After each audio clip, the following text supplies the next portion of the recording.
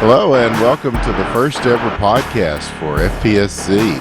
And we are here with an illustrious group of people, and we're going to talk about what is an FPSZ, and we're going to talk about what that entails, and we're going to cover a lot of interesting things today. I'm Winners with the One. I'm going to go around the table here, the virtual table as it were, and give everybody a chance to introduce themselves and tell you what they're all about. Freaky's here. Freaky, you want to tell the people, give a brief introduction of yourself and what you do? Hey everyone, I'm Freaky. I hail out of Seattle. I'm a shoutcaster mainly, and co-founder of IBN, Independent Broadcast Network with Winners with a One. Mostly cast tribes, but I'm looking to get into Titanfall and Loadout and just expanding our horizons at this point. Cool. We're also joined by Greth, a very famous person from Belgium who has quite a bit of experience in these things. Greth, how are you? Give us a little shout here. Yeah, my fame is not to be understated here. No, so I've been involved with Tribes Ascend since the early beta days. I came from a StarCraft Brood War, StarCraft 2 background, and currently out of the rage-fueled pits of what was Tribes Ascend, I joined Ignorance or Saccade in hopefully creating Project Freefall, something that will hopefully use the term FPSZ if we can agree on what the hell it is. So yeah, and there we are. I started with yelling at high-res for maps, and then I started making them. Well, and thank you for helping me realize finally how to pronounce Saccade exactly. But Ignorance, aka Saccade, is here. Speaking of Project Freefall, an FPSZ project in the works. How are you, man? Yeah, I'm doing good. Ignorance Saccade, I've lurked among the Tribes communities since back in Tribes 1, and I'm finally taking a stab at the Tribes FPSZ kind of remake. It seems that there's been a number of projects that have tried and failed, so it's my turn, and I'm trying to get everybody else on board. You can find me at Saccade on Twitter, and that is how it's pronounced. It's actually a misspelling of Saccade with the E at the end, but you'll find me. I'm the lead developer for Project Freefall, and I do lots of random stuff. So awesome. And last but certainly not least, we have Bug Spray. Now, I understand you have quite a bit of experience in these FPSZ games, Bug Spray. Yeah, hey everybody. So I started playing Tribes in 1998, back with Tribes 1. Moved to Tribes 2, Vengeance. I played Legions, and I'm actually the project lead for Legions now, since it became a community project. Played a little bit of Ascend before I got overwhelmed by the amount of experience I would have to earn in order to just get base weaponry. We can talk about that later. And also I'm the project lead for an FPSZ title that some of us in the Core Legions team are working on called Project Z. Or at least that's what the community has titled it up to this point. But yeah, I've been playing competitively, been involved in a lot of projects up until now. I'm excited to be here.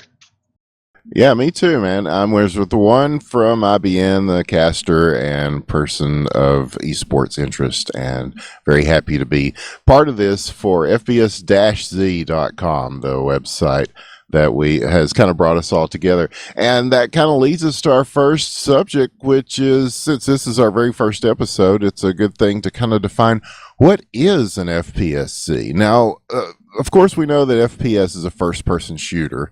That's been established since the days of your Dooms and Quakes and whatnot. But with the Z, it kind of adds the Z axis. It's more about freedom of movement. But we haven't really delineated what that entails, and it means different things to different people. So I don't know who wants to go first on this one. Greth, you always have some very strong opinions about these sorts of things. What does FPSZ mean for people that are not familiar with the term? Dangerous giving it to me first, because I'll be going on for about half an hour, so I everyone live can for just danger. mute themselves. We can start that way. debate time started. All right. So anyway, FPSZ simply, I think, very shallowly, is just indeed adding a Z-axis, which means that you have usually jetpacks or something that uses the z-axis or height in gaming. Now, this is something really weird because we didn't used to have to make this distinction. Since Quake, there was always, you had to actually look up. But these days, most modern shooters kind of moved away from that, and it's become a bit of a shooter on rails. Like Call of Duty has been boiled down to just being a positional shooter, where even the aiming doesn't really matter that much. But so you never really have to look up. Now with Titanfall coming out, you actually have jetpacks, and you have people having to be forced to look up, which is I actually saw this in a developer commentary for Portal. Hardest thing to make people do in an FPS is look up, because they've just lost the idea of that. So I think, there you go, very simply, FPSZ is making people look up, use their environment more, and not just be a shooter on rails or a shooting gallery. Okay, that makes a lot of sense. Freaky, you've casted a lot of FPSZ. What is it, man? Well, I think Greth hit it right on, and one of the reasons why it's hard to make a working FPSZ is that because of this notion that everyone has about what it should be. And a lot of people now are liking the Call of Duty on the rails, like you said, and a lot of it's switched over to the consoles. And I don't know about you guys, but an FPSZ just doesn't work that well with a controller. It's been done before, but it's not pretty. But just introducing that Z-axis and having, instead of looking in front of you, you actually have to look above you, below you, and you can reposition yourself and get a good shot. And it's hard though, because I want to say that it requires a jetpack, but then I see shooters that have like a double jump or something that basically brings the same effect to light. Yeah, like would Quake. What makes Quake not an FPSZ? Because you have strafe jumping or something like Warsaw or something where you have more free movement running things, different mechanics. For me, I guess it would be straight up that the map dictates where you go, up, over, down, whatever. Where in Tribes, you have a jetpack. You can go anywhere. You don't need the ground or the map to influence which way you're going to go. Which is not entirely true with Tribes, but it still works. This is where I'd like to hop in. Absolutely. I would like to propose, rather than kind of a binary, is it FPSZ or is it not, that there is a sliding scale, and that's where you get Quake, where it's like, it's not an FPSZ in the level of Tribes, but clearly you have to look up and down and use full axis of movement, but it's rather than giving the player authority to navigate all the axes, you have to use the map. So it's map dependent. For me, that would fall under the category of a 360-degree shooter. This is Buckspray here. I actually probably a little more rigid. I figured I'd probably be the most lax in terms of this definition, but it sounds like you guys are actually relaxed. I would probably add a semantic and say FPSZs are games that... Devil's advocate. Yeah, devil's advocate, I guess. FPSZs are games that give the player more advanced control of their movement on the Z-axis, assuming that X and Y also are still fairly free to control as well. And the reason why I say that is because, I mean, if you take a look at, say, the Battlefield series, and what they've done with, like, Battlefield 4, I mean, that certainly involves, looking up and down on the Z-axis, and you aren't just looking straight forward anymore. But I would also be hard-pressed to say that it would be something I'd consider an FPSZ. Okay, well, I know that we've talked a little bit about Titanfall, which is, of course, one of the biggest titles coming up very soon, and we'll probably be doing a special just about Titanfall when it comes out. But whether that really counts as an FPSZ. Now, it does have the parkour and it does have the jetpacks, and but then there's been some contention as to whether it falls under the heading. Now, I would say it does, but I don't know. That's your thoughts?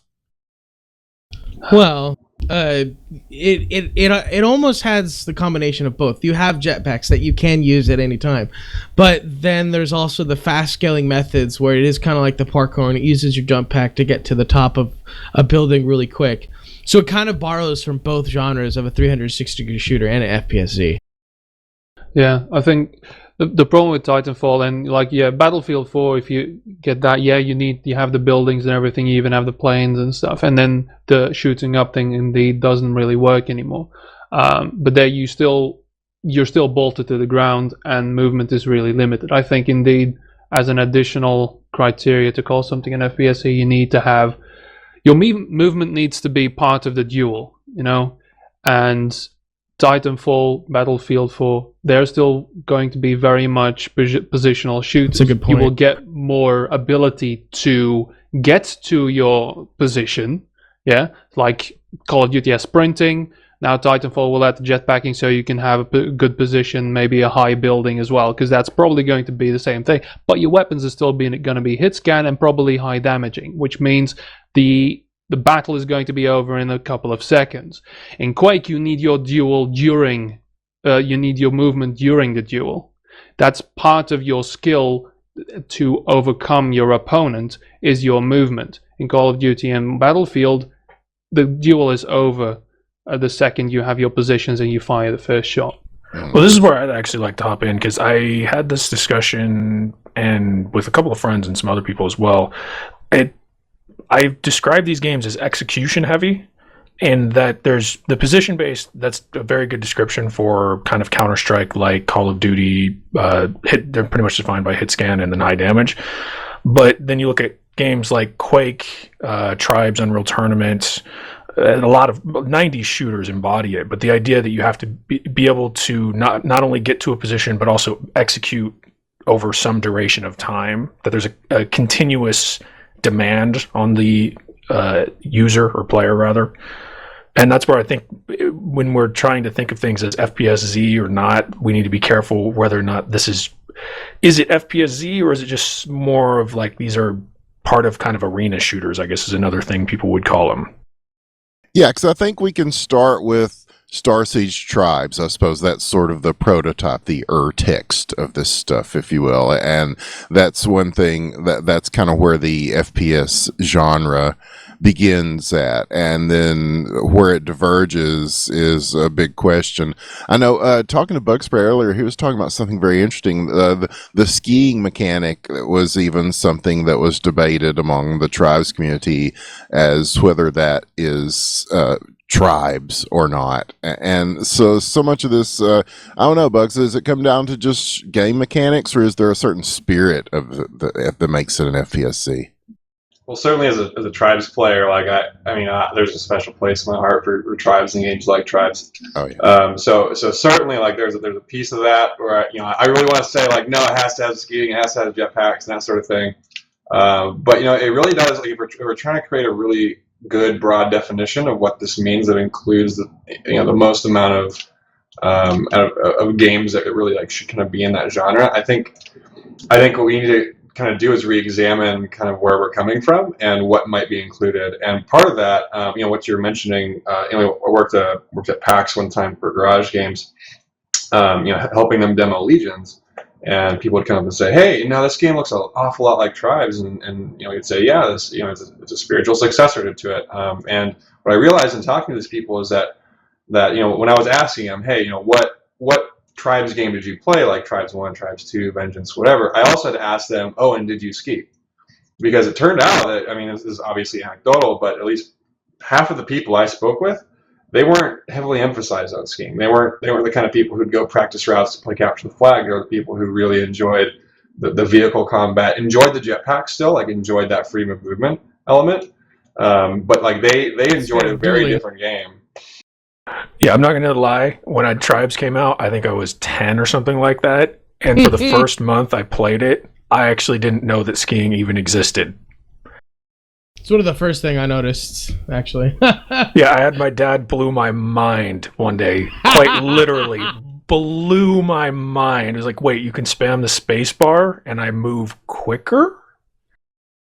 Oh my god! It makes so much difference. At QuakeCon, they had Tribes of Sin set up at the Alienware Arena, and they set up teams where they'd pick people from the audience to play, and so all the Tribes of Sin guys that were on teams sat together, so they would be picked on a team, and including some guys from well-known like Tribes of Sin community. teams. Yes, and so when they went up against these other guys, they're like running around on these large maps like Katabatic, and they're walking like Call of Duty. You know, they're ready to peep around corners and stuff, and then they see these guys sailing over their heads at high speeds. Like, good God! And yes, the ringers won, needless to say. But yeah, I like what you said about maps and stuff. I'm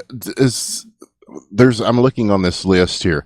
The ceilings and skyboxes. Does that make a difference? I mean, I would like to take this as an up because this is exactly something that I know of. It's the developer getting out of the way of whatever game they made.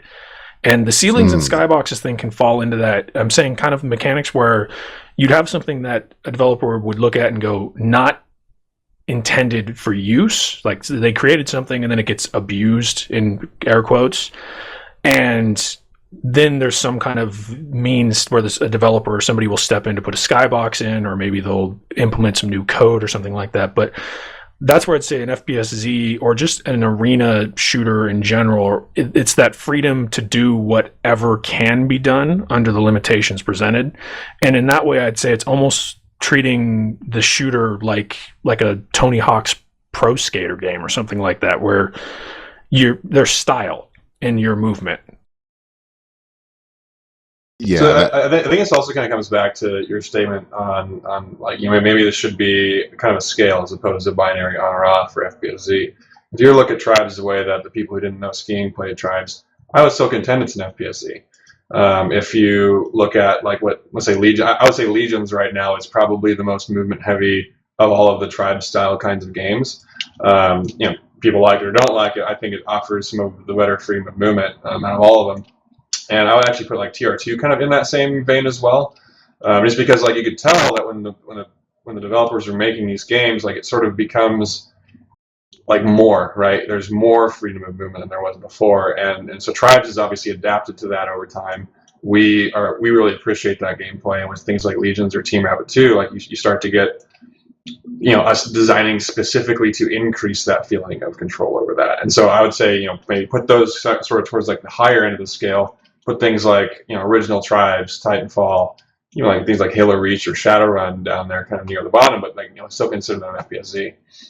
Well, as a developer, how do you get out of the way and let those things happen? I think of it, I call it George Lucas syndrome. You know, you're always constantly messing with your creation and you think you know better about it than others. I mean, how do you stand aside and make something that has mechanics that lets the player exploit things without them being exploits? Yeah, I would say it's sort of part of like how you design the game, right? I mean, you can have a very specific curated experience, and it can still be fun. With an FPS-Z, I mean, by opening up the Z-axis, you kind of have to open up a lot of things about your design. Just I think by the nature of it.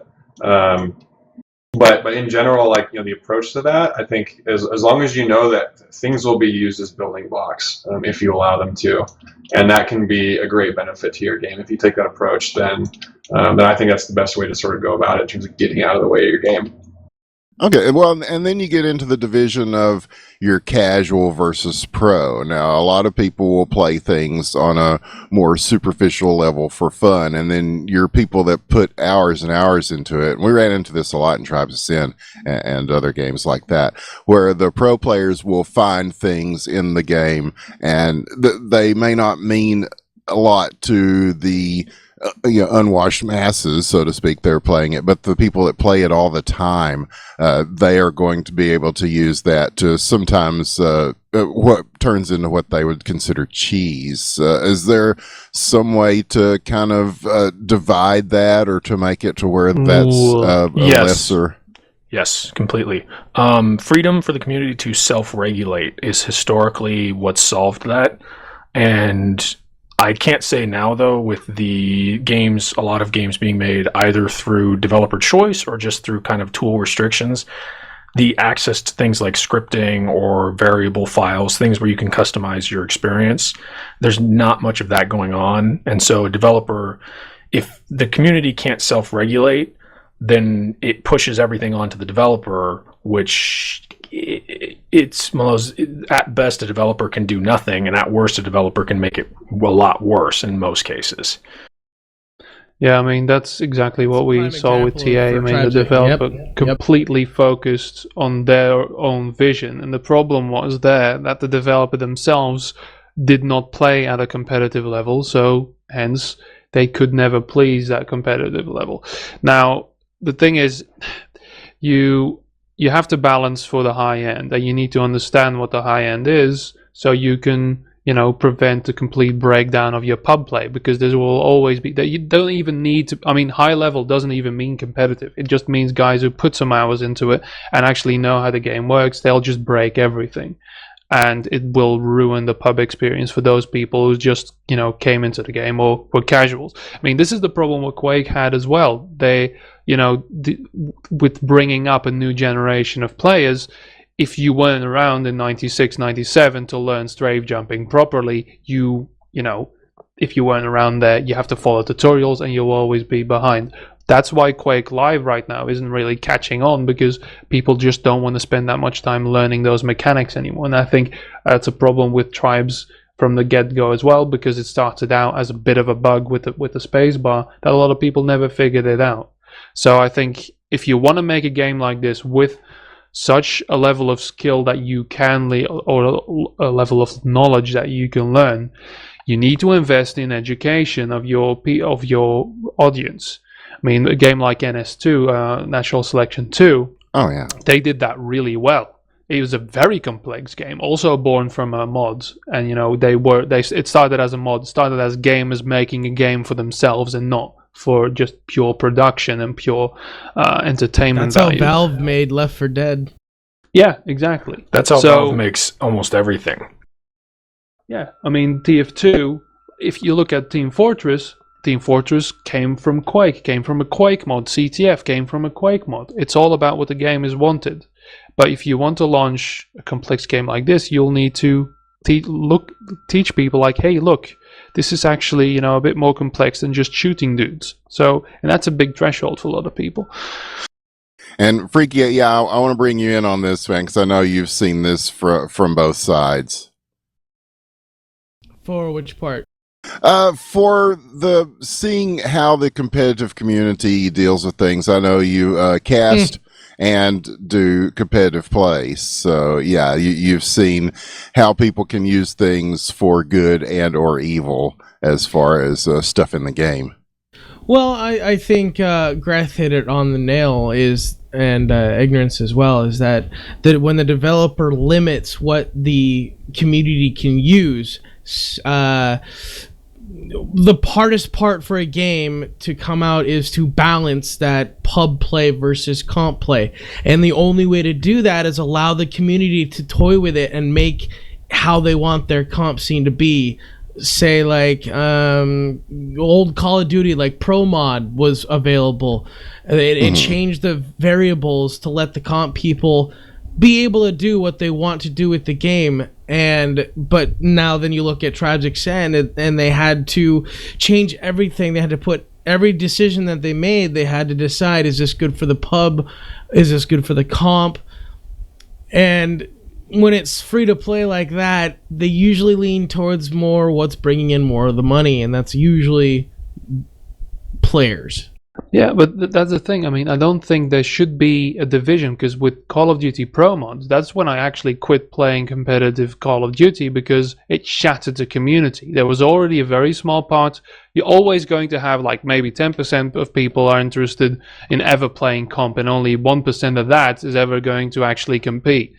And so they really fought over the variables for far too long. In Tribes saying the same thing. I understand them playing devil's advocate a bit.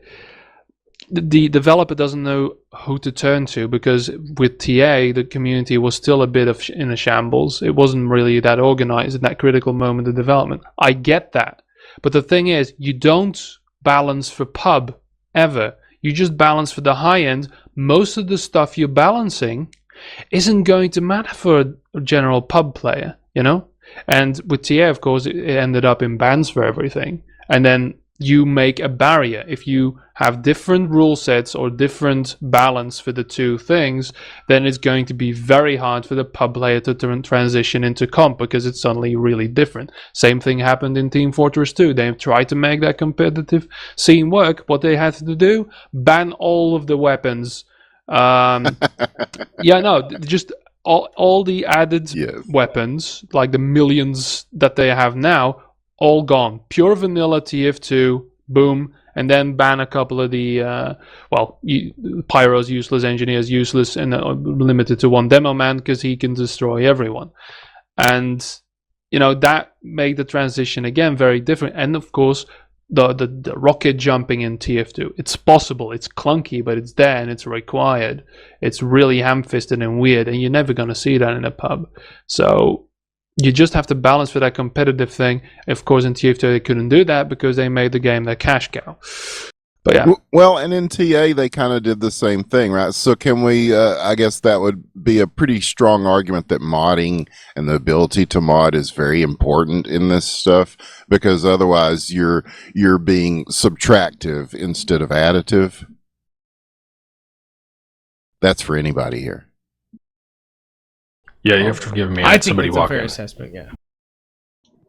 Yeah, modding is very tricky in a lot of ways, though. So actually, you mentioned like you want to build for competitive play, and then the casuals will kind of deal with whatever situation it is, right? Well, it's a little bit tough in that regard. From, let's say, if you're a developer and you have the realistic expectation that you need to make money from your game, right?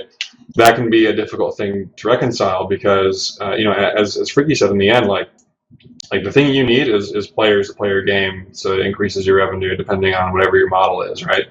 Yeah, but then I say StarCraft. Or where they balance primarily for competitive play.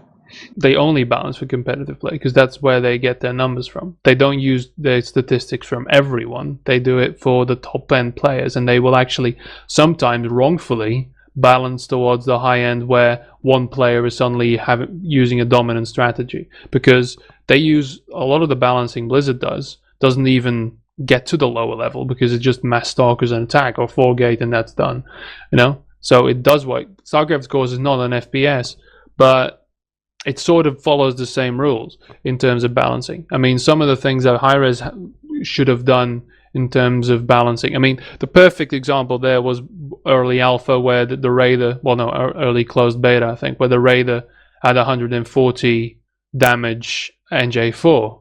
Nobody in the pub was using it or could even aim with it. But then, of course, some of the comp players came in. Let's not even use the word comp. Let's use the word high level. Yeah, let's use the right word. It's just people that actually can play very well. Yeah, I never played comp, but I guarantee I am a competitive player just in skill. Like, if I can play in a Quake Duel tournament, I'm a fucking competitive player. Yeah, exactly. So to offer a little pushback, like, completely get your point and totally understand their decisions there with StarCraft. As you mentioned, it isn't an FPS, and it's definitely not an FPSZ. What the implications of that? I think it ends up being a little more complex with first-person shooters in that regard. And in addition, like, the way I think of like competitive player, or we'll say high-level players, are sort of like, in the security world, like the pen testers of your design, of your gameplay.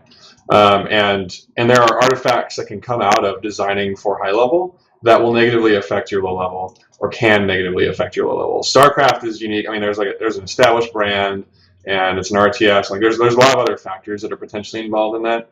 But for instance, if I've got a website and people are, hackers are hacking into the website, right? I obviously want to implement some sort of security protocols. The best security protocols are probably the least user-friendly protocols, and people will stop, using your website unless they absolutely have to use it. I think the same, sort of applies to games, where if you're balancing for comp, And you're sort of like part of balancing for comp in many ways can also include a minimization function.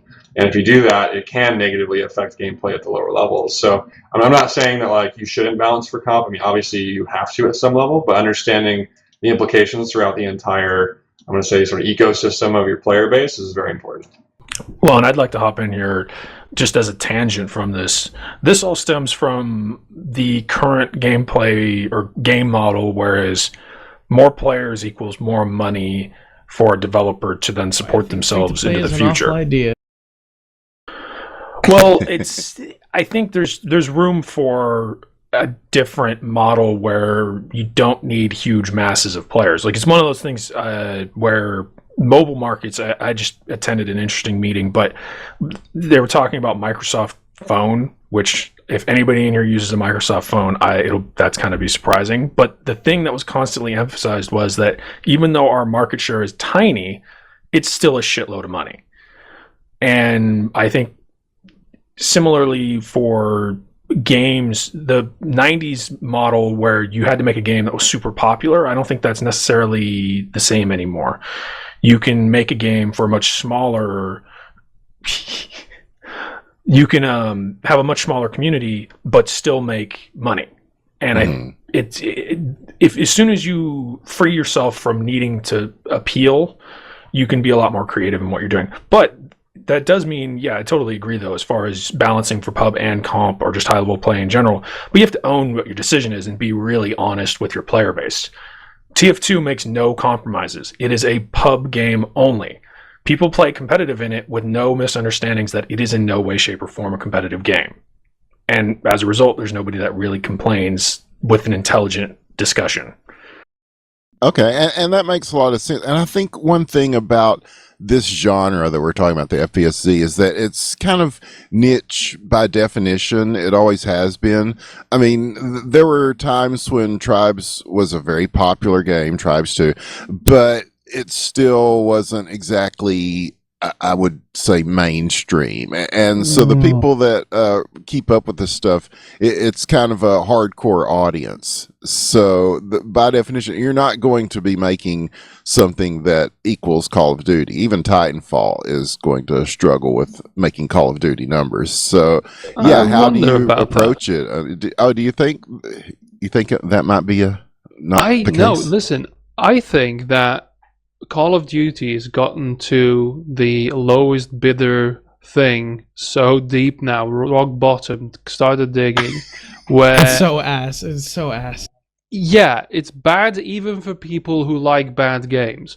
But there's also an entire market of people, right? We're talking an entire decade of teenagers wasted to these mainstream games, okay? Where it's just play the game, earn points, congratulations, dopamine dispensed because you shot dudes and it exploded, and now you get a helicopter and that will shoot people for you. I mean, that kind of thing. People are tired of it. Finally, we have TV grinded gaming. out a generation. Yeah. Oh, Jesus. And now The you worst have all of these both people. worlds. I mean, Unreal 3. How long ago was that? 2007? Was it? Roundabout, Yep, yes. it was 2007.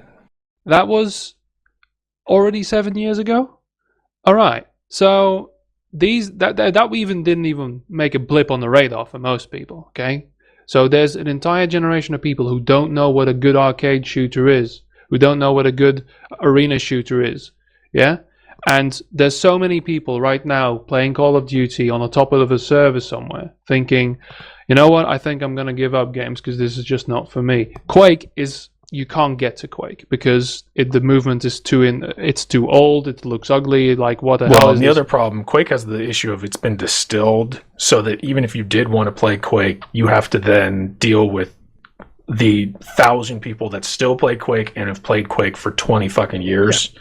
So good Quake luck Live with so that. much.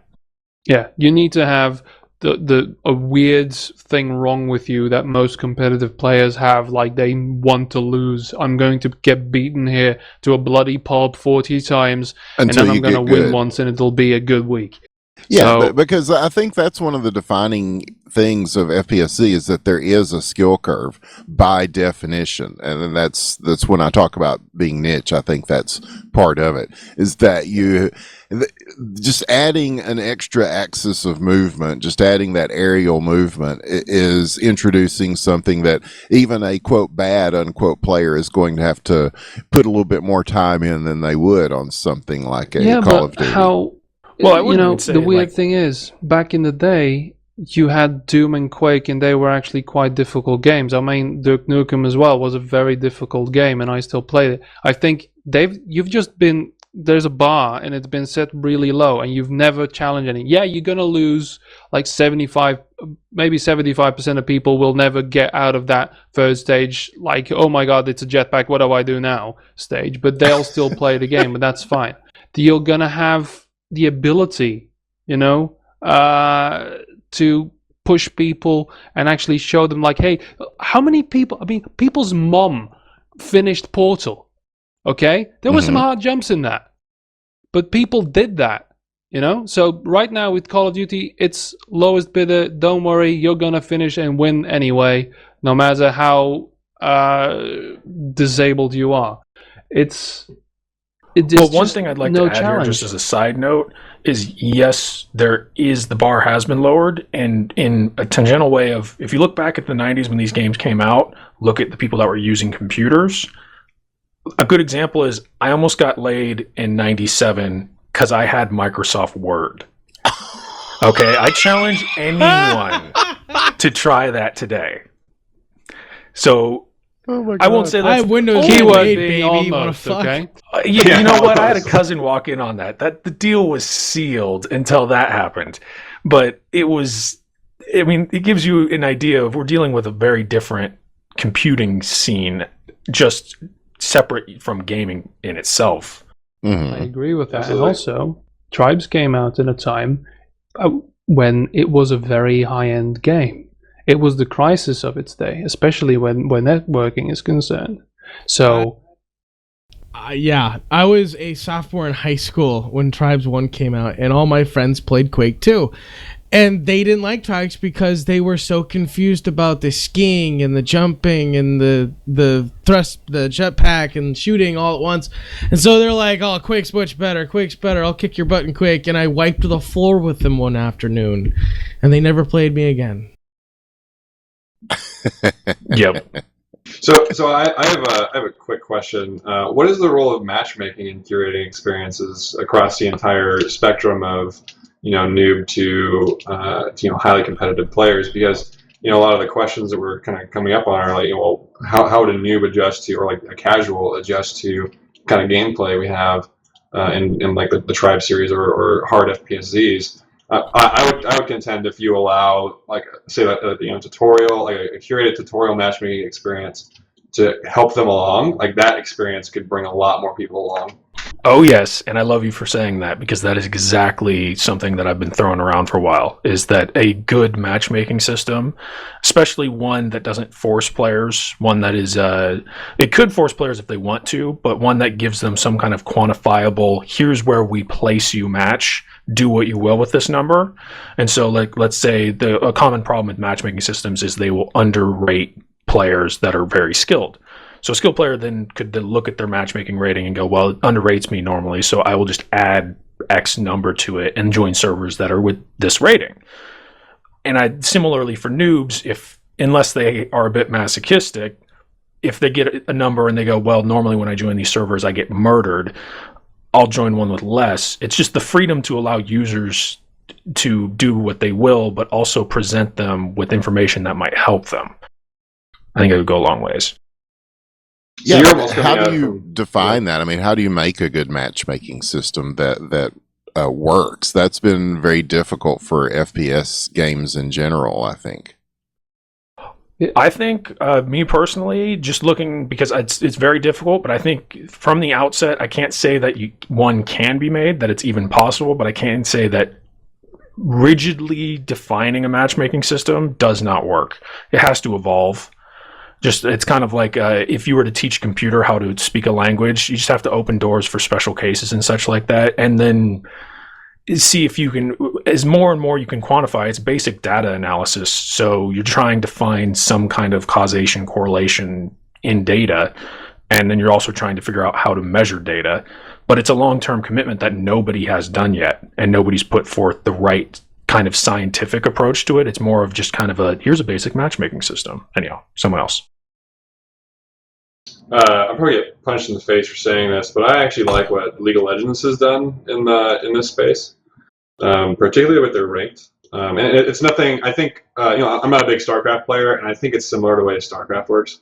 When you're playing ranked specifically, like you play a bunch of placement matches, it throws you in a place it thinks that you're kind of at. Usually not very high, because part of what their ranked system is sort of like gaining, climbing up that ladder, gaining rank over time. But they'll try to get you, a little bit of head start if you're better. And then you spend a bit of time in each of these kind of higher tiers, which is like bronze, silver, gold, I think platinum, diamond, challenger. And basically all of the movement between all of those things is sort of free form for the most part. Like there's some rules around like how you get out, like you have to play placement matches, that sort of thing.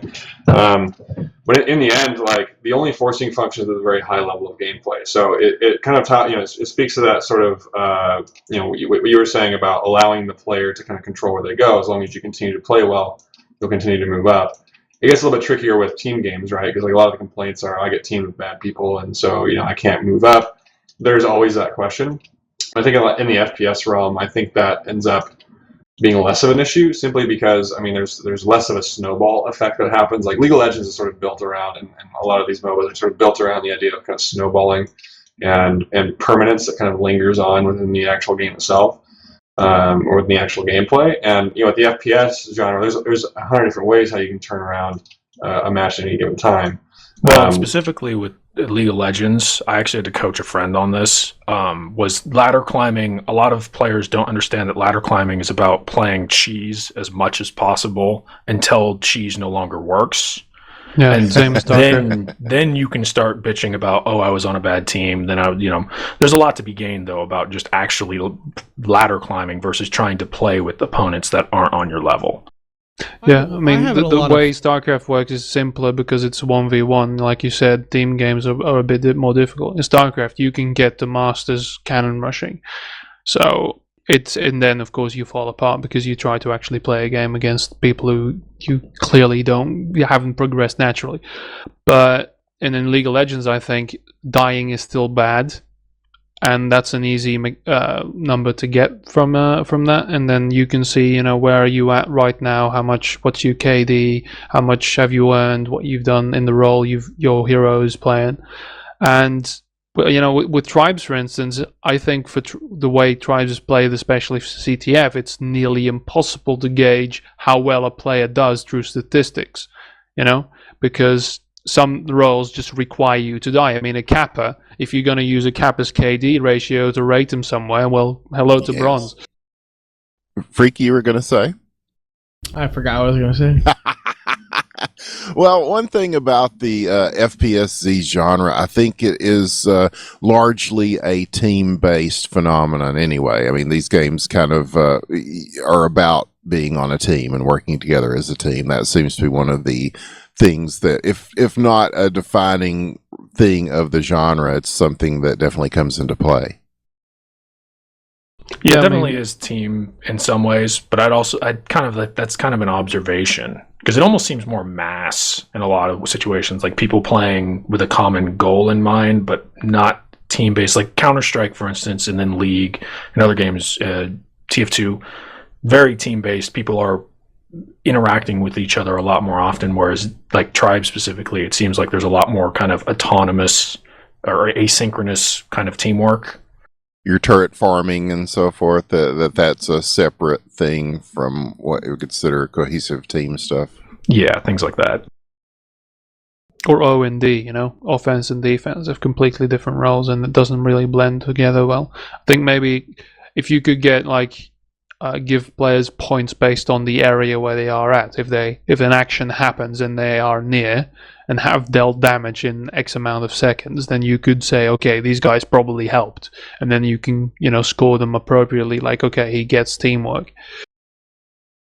Well, I think the other thing you can do there, that's where you can employ vagueness. Rather than trying to define absolutes and things, if you want to quantify how good someone is as a capper, and you are having trouble finding exact things, then you want to try and look and see if, well, maybe what would happen if we tried to record everything and then search for a trend in general information. Just trying to abstract the problem in as many different ways as you can think of, I think will help.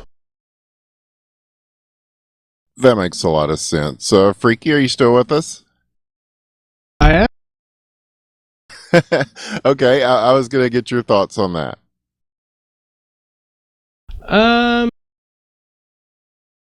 Well, I was gonna say before I remembered. Good. I have a bunch of League friends that, I mean, they're really good, and they play and they play and they play, and then they reach that tier where they would just die immediately and it'd be over in 20 minutes. And at that point, since it's free to play, they would just make a new account and then start over, and you start off with enough gold, whatever, to get whatever character you want. So you get the one you're good with, and you just stomp the lower levels. So I don't think it works for that. I don't. No, that's one of the. Well, I also say that it happens only temporarily. So I've done that a few times, not intentionally to like stomp lower levels, but because I have a new friend who wants to play, and I'll go play with him. And very quickly we realized that we start getting placed with other people who have similar skills with their ELO system, or I guess it's not ELO anymore, it's MMR. But basically, like we'll come across other like level 7s who are clearly not level 7s. And at the end of the whole game, we'll be like, "Oh, what's your main character level, or like what's your rank, like gold, platinum, whatever it is." And like that will start to work itself out over time, where that impact is kind of minimized.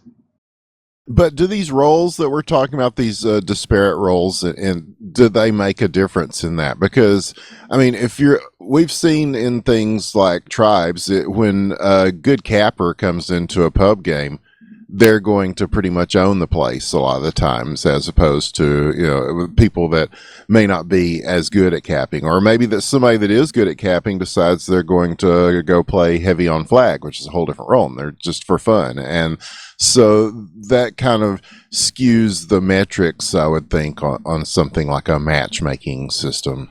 It could, but realize that these are special case in most situations. Even let's say that there are situations where that's the normal case. You can begin to account for that just by looking at spreads and information. You could determining if someone is much more skilled than the other players in a given server is much easier when you have more data. And speaking specifically to the making new accounts problem, that's actually exactly why I've been planning for Freefall, and I've been telling everybody that does free-to-play games to include a paywall specifically just to retain player investment into accounts, so that you can actually have more data gathering that's actually reliable. I think a paywall is one way to do that. I think there are other ways to encourage different kinds of behaviors. Oh yeah, no, it definitely is a way. It's just a way I was thinking of in the free-to-play space, where it's like free-to-play is great in that it increases the ease of access, but let's say someone wants to go one step further and have more features or something. A paywall could be used in such a way that would kind of create an environment. Like that's a good way to prevent hacking, for instance, or limit it, is if you, let's say in a free-to-play server environment, you just say we're not going to regulate hacking at all, and then you have all the regulated servers are paywalled.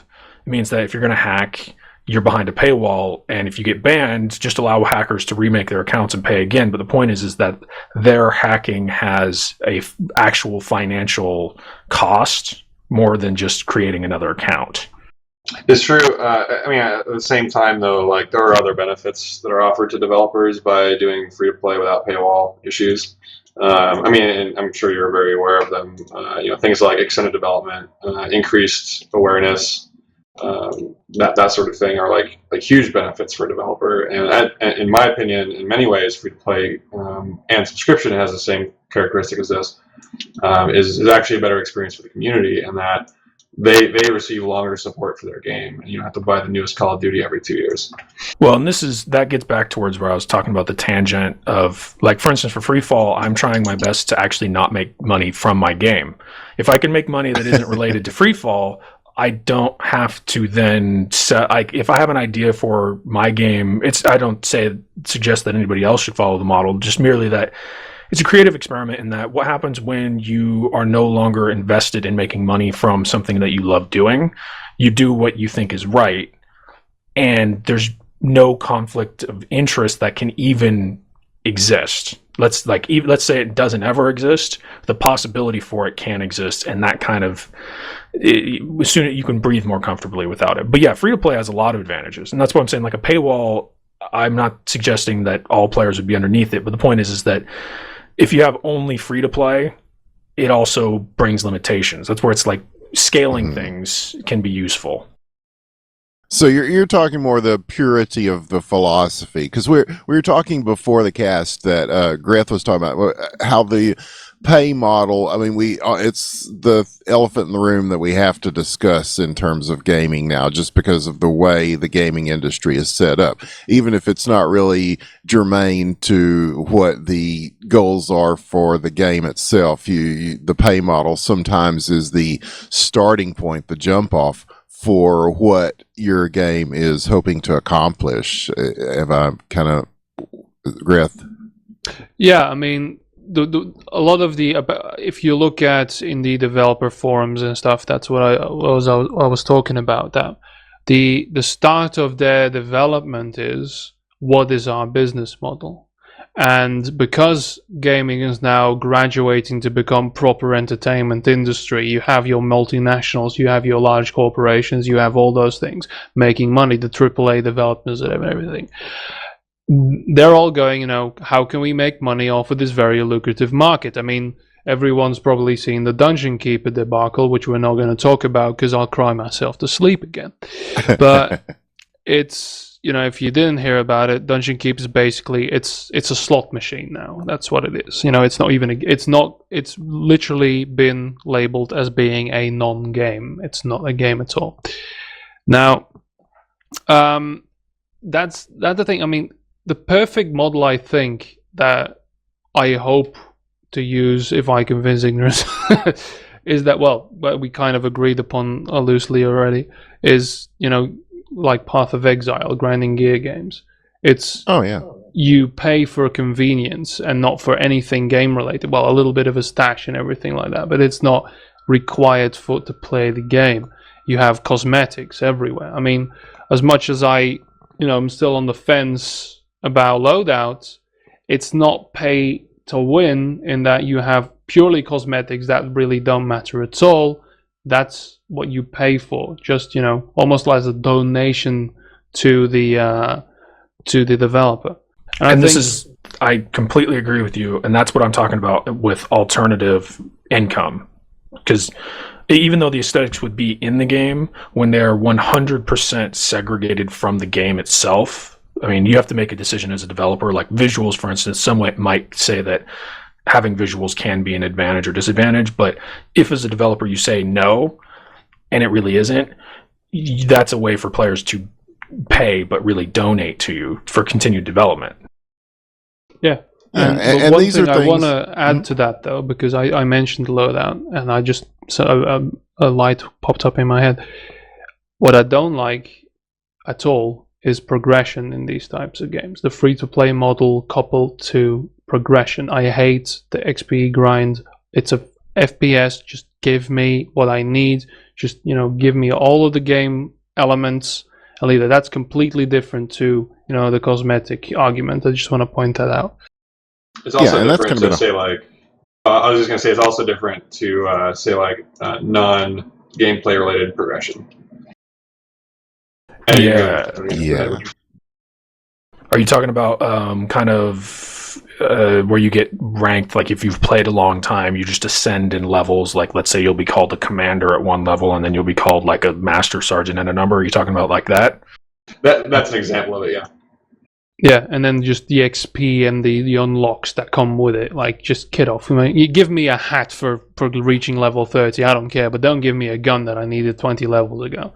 Well, this is where I think everybody could do well to look at athletics, specifically wrestling, judo, jiu-jitsu, boxing. Martial arts are a very good thing to look at, and I've been involved in them in many years, and I really notice a lot of overlap in that the same people, they have the same mindset, and these people, they want to play, and they will, well, playing to them is practicing, but the point is like it costs money to rent, to get mats, to clean things, and even though they might only pay so much for classes, if they know that something is needed, they'll just pay more because they don't care so much about having to pay. They want to pay. Yeah, that makes a lot of sense. And I think these are things that are going to keep evolving as not only the genre evolves, but as the industry evolves. But I think, so basically the upshot of it is that what does FPSZ mean? It's basically about the movement. It's a spirit of movement of the game. And we are almost to an hour here, so I want to get everybody's final thoughts in before we go. Bug Spray, anything you want to say before we get out? Any Jerry Springer-like final thoughts? Any shout-outs? No shout outs, but I'm looking forward to seeing how all these projects fare out. I mean, it seems like we're all kind of taking a different approach, at least from what I've read so far, and I don't think that's a bad thing. I think it means that the FPSZ world is going to have a lot of great representation here in the future, and I'm really looking forward to seeing what comes out of it. Very much so. How about you, Greth? Yeah, same thing. I mean, we started out kind of the same way, trying to find a replacement for Tribes, but I think right now it's very hard to please certain flavors, so it's good to have some branching out. I mean, Smoothbee with Legacy as well is completely different from Project Freefall, and we'll see how that turns out. So just, carpet bomb whatever audience we can have with all these different decisions, so we can just grow the idea of FPSZ, just the skill and the movement, and of course the maps. Maps are very important. Yeah, we know that you find maps very important. I've read a lot. We haven't of your said too commentary on it. Next time it's gonna we be, could do a whole maps thing are just going to be about the topic, maps. and I'll just show up myself. I'll make give you my the own. floor for a large bit of that. Yes, indeed. Ignorance. Your final thoughts, sir. Well, it's similarly, I like that there's so many different projects that are being just approached in very different ways, that it means that we'll at least get data. And because, I mean, traditionally these Tribes projects have a very high rate of failure, so I'm just going to assume that most of these will just kind of fall by the wayside. But the great thing is that they're different from the old models where a bunch of people would get together and then very quickly try to piece together a Tribes project. So we'll get to see if any of these pan out, how they panned out, and what the pros and cons are. But I can say from Freefall's standpoint that I'm working to make Freefall, but Freefall is on a platform. I'm trying to make a meta platform so that people who want to do these arena shooters can get the ease of access back, so that because high level players have a very intimate knowledge of how gameplay works. Mm-hmm. A lot of them just don't know how to code. And I'd like to make it to where that excuse is no longer valid. You'd be like, oh, you know how these work? Here's how a gun works. Change it. So I think there's a lot we can get community involvement. Nice. Freaky? I'm on the same boat. I'm really looking forward to all these titles that are under the works and stuff, and give me my freedom of movement. Yes, indeed. And there are so many of them, and we will be covering them as we go on these casts. We've got, of course, Project Free Falls, a couple of guys here doing that. We've got Legacy. We've got Project Z, I believe it's called. Bug Spray, am I right? Yeah, that's just the title that has been bestowed upon it by the community. Okay, and these are just several. There's one called Telos that was on the website. There are several that are very interesting. And, of course, Titanfall. We will be talking about that extensively, I believe, when we get to that point. Mm-hmm. But yes, and I think that the genre itself has a lot of promise, and some of these things will prosper and some won't, and some will gravitate with communities and some won't, but I think the future is very bright for FPSZ. And yeah, I believe we're calling this show the Z Axis. I like that. We'll go with that. So, but we definitely want to shout out Fictious and everything he's done to keep this community going throughout Tribes and all these other games. Definitely check out the website at fps-z.com, and you can follow him on Twitter at fps_Z on Twitter. And also there's a subreddit.